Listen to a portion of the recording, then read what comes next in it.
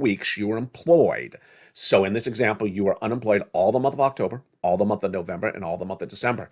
Can you ask for the October, November, December checks later on, even though you finally get employed weeks later, months later?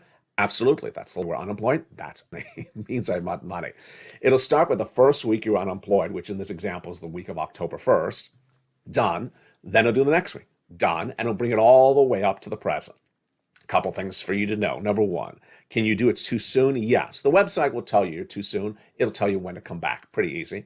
Then, can you be too late? Generally not. You can't be too late. Finally, if I stop midway in the middle of a week, we'll pick up where I left off. Absolutely. It'll tell you the week was not finished. Please finish it now. And you can't do the weeks out of order. So do the first week, the second week, and the third week. There you go. 2023, a big, great year for stimulus. We have stimulus checks A through Q. Lots of wonderful stimulus checks for you, SSI. Stimulus checks for you, SSDI.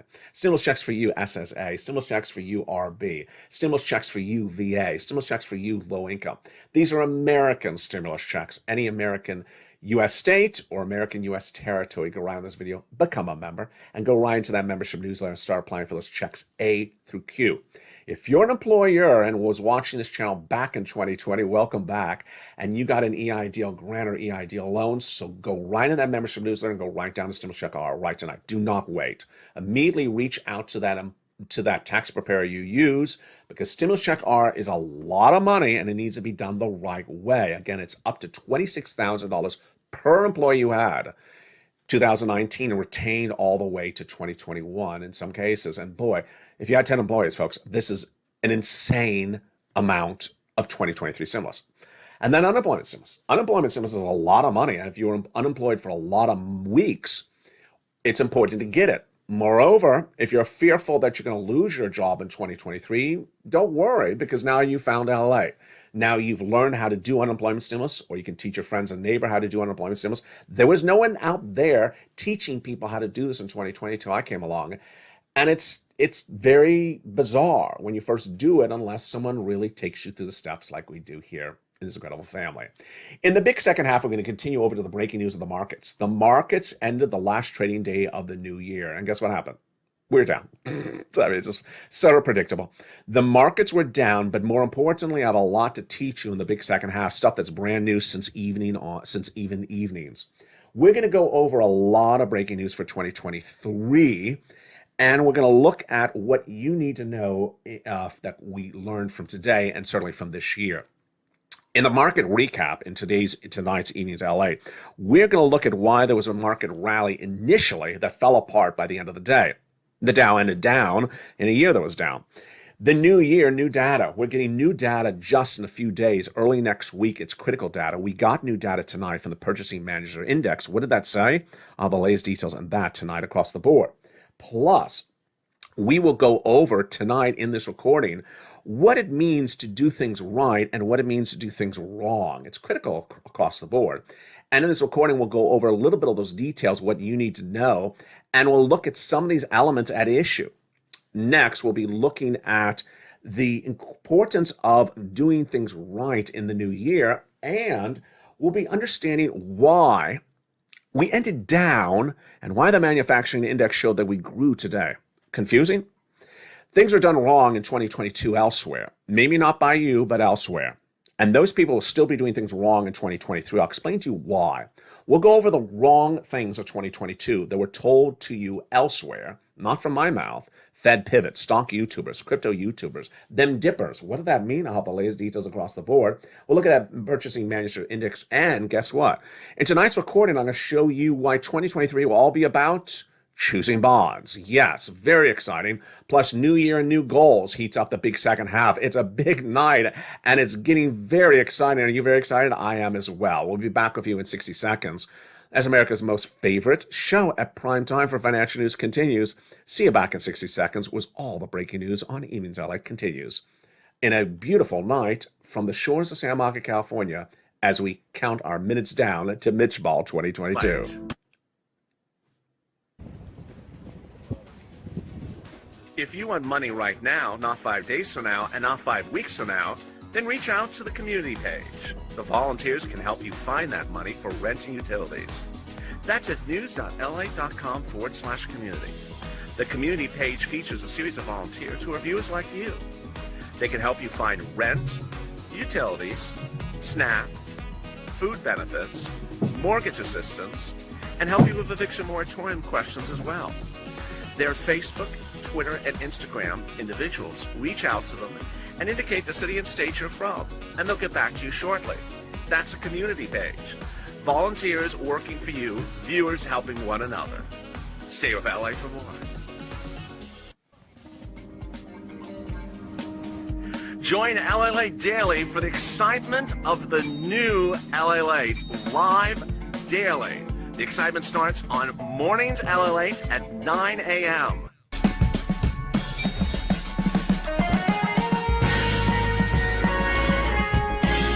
Home LALATE returns at 11 a.m. daily.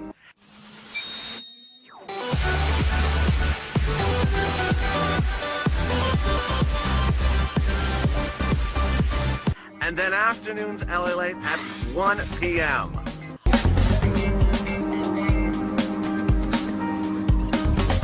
Join us daily as the excitement continues live from Santa Monica on LALATE. And the excitement continues in the big second half as we celebrate New Year's Eve. My most unfavorite expression. New Year's Eve. Yeah, next year it'll be New Year's Eve. It's just a God expression for everything. In tonight's recording, we go over why the market ended down after it had an initial rally earlier today and then turned dramatically down by the end of the day. New year, new data. We'll count the minutes down as we're going to get brand new data early next week. What is it? It's critical data. Purchasing Manager Index was released today, and what did it say? Oh, quite fascinating across the board. Wrong for 2022 and still wrong in 2023. We'll go over what was wrongly said in 2022. There was a lot of wrong out there.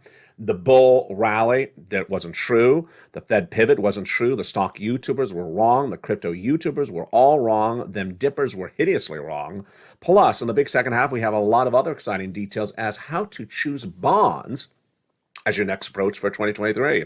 Remember, 2023 will have massive stimulus, and it's the combination of 3 years of stimulus. And it's so important because it's past now and it's live now. Go around this video, become a member, and welcome to the nearly 100 new members who joined Channel 1, Channel 2, and Channel 3 in the last 48 hours. The markets had a fascinating day across the board. Today, of course, was the last trading day of the markets for 2022. And it started off, there was a nice rally initially, but it fell apart very quickly. There was no inherent news that caused the markets to turn south, unlike prior months or prior weeks. It was just not a very robust market.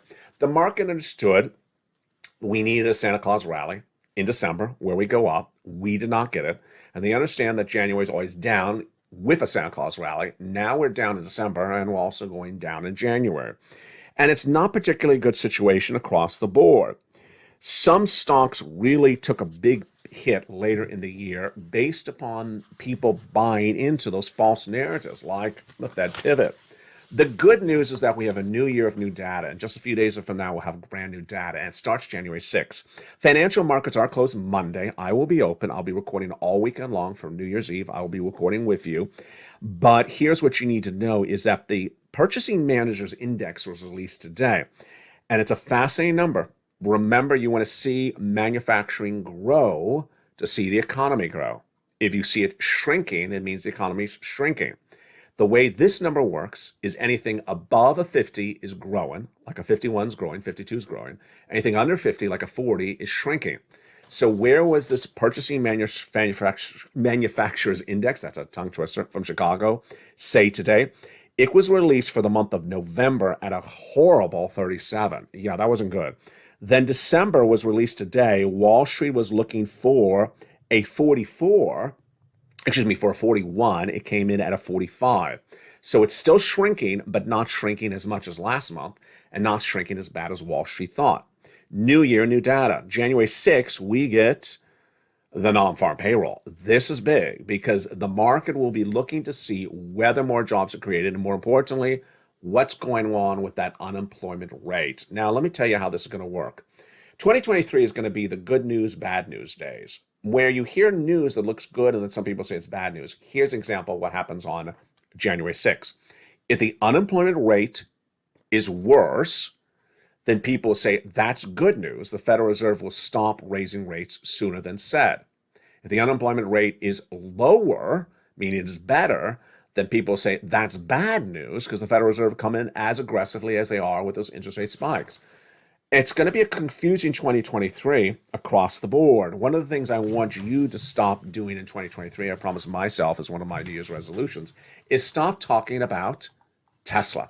Tesla is just one stock, and one stock is not indicative of the entire market. It's important to understand what the markets are doing and not just focus on one as the benchmark for the entire situation. New year, near data. And that new year data is, of course, on January 6th with that massive unemployment number. It will come in and it will either be a higher or lower. Again, if it's higher, it's good for saying the Federal Reserve is going to stop raising rates. If it's lower, it means the Federal Reserve is going to keep on raising rates. Purchasing Managers Index today was not particularly exciting because it showed the economy was shrinking. Bond yields were higher today as a 10-year bond rose over 3.864, while the 2-year Treasury bond rose as well. In 2022, we were told a lot of wrong stuff, not by me, but elsewhere. What were we told wrong in 2022? The Fed pivot, stock YouTubers, crypto YouTubers, and dippers. And guess what? They're going to say the wrong stuff in 2023. So promise yourself this for your New Year's resolution. Stop saying or listening to anyone who mentions a Fed pivot. Stop watching stock YouTubers that do not return any investment on their advice. And stop watching crypto YouTubers who start the night with a recording that says you're going to make money, and you end the night with you losing money. And finally, stop the watching of those dippers. Let's go over the details of that right now. 2023 is going to be far more worse than 2022. Because why? It's the recession. Everyone in the sister and brother now agree with me. In February this year, I said the U.S. economy would suffer recession starting in January 2023. The difference is that some people believe it's going to be a 2-month recession. I say it's going to be a 2-year recession. What do you say? Jump on the live here, chat. Do you say it's 2-month or 2-year? Next, we all agree we're going to know by about February 2023 if it's 2-month or 2-year recession. But here's the problem. Here is the problem. All that wrong stuff that was said in 2022 is going to be repeated by the same wrong people in 2023. Number one, Fed pivot. Even today, even the last hour, I saw more people on broadcast news talking about a Fed pivot.